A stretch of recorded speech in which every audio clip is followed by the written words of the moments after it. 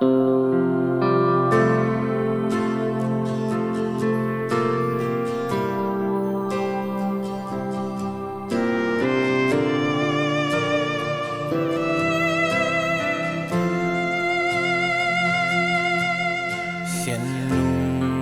ta sẽ là luôn chỉ tuy bằng anh luôn nghĩ ngay luôn là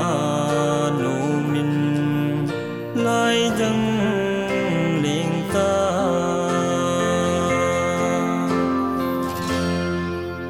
khen sắc mẹ một dòng lệ trong tâm đông ngâm lâu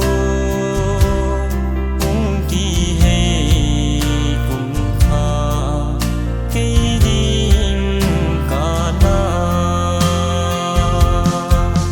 kén thấy cây ba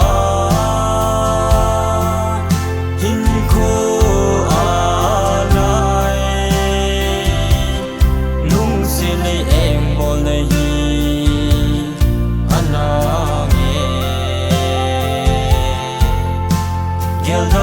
thiên thấy buồn